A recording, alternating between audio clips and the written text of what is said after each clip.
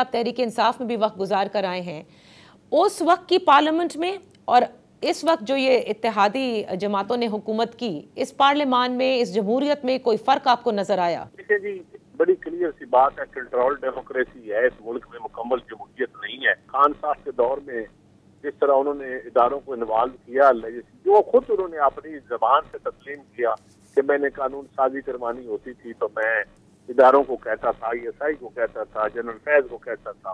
تو اب میرے خیال میں ابھی بھی ہم یہ تو نہیں کہہ سکتے کہ چیزوں کی اب بالکل فری اینڈ فیئر ہیں یا کنٹرولڈ چیزیں نہیں ہیں، لیکن کم از کم لیجسلیشن کے لیے اس طرح اداروں کو اب استعمال نہیں کیا جاتا۔ یہ بتائیں نا کہ اس طرح استعمال لیجسلیشن کے لیے نہیں کیا جاتا، لیکن آخر میں پارلیمنٹیرینز تو بہت ناراض تھے کہ بے توقیری ہوئی پارلیمنٹ کی، جس حساب سے جس جلدی میں اتنی ساری قانون سازی کی گئی ہو۔ اس چیز سے میں یہ پولیٹیکل پارٹیز کو بلیم دوں گا کہ پولیٹیکل پارٹیز کو لیجسلیشن میں اپنے پارلیمنٹیرین کو آن بورڈ لینا چاہیے، اور ایک پارلیمانی پارٹی کی میٹنگ ہوتی ہے، ایک طریقہ کار طے ہوتا ہے، پھر ڈیبیٹ ہوتی ہے بل کے اوپر۔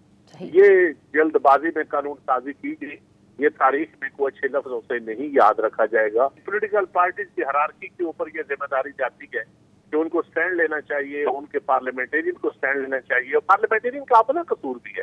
اگر آپ ڈیبیٹ نہیں کر سکتے تو آپ کیوں ووٹ دیتے ہیں؟ لیکن چند صاحب، آپ نے دیکھا ہے کہ پارلیمنٹیرینز جو تھوڑی ذرا مختلف بات کر لیں وہ پھر چودھری نثار بن جاتے ہیں۔ جی بنتے ہیں تو بن جائیں۔ اب اگر آپ یہاں تو آپ رزلٹ کے لیے تیار رہیں، یہاں آپ اصولی بات کہنے کے لیے تیار رہیں، تو یہاں پھر آپ کہیں کہ نہیں میں اصولی بات نہیں کروں گا۔ اگر کوئی رزلٹ آتا ہے تو آ جائے، لیکن اس میں بہت سارے لوازمات ہوتے ہیں، اتنی آسانی سے نہیں بنتا ہوتا۔ کسی ایک ٹاپک پہ یا کسی ایک ایشو پہ پارٹیاں اس طرح نہیں کرتی ہوتی، صحیح، اس میں اور سٹوریاں بھی ہوتی ہیں۔ تو میرے خیال میں الٹیمیٹلی ہمیں ہر چیزوں پہ ڈیبیٹ کرنی چاہیے۔ پارلیمان میں کا مطلب ہی ہوتا ہے بولنا۔ اگر گونگے بہرے پارلیمنٹیرین ہو جائیں گے، لیجسلیشن دھڑا دھڑ کرتے رہیں گے بغیر ڈیبیٹ کے، تو وہ چیز تو کبھی بھی جمہوریت کو مضبوط نہیں کرے گی اور اچھی نہیں ہوگی۔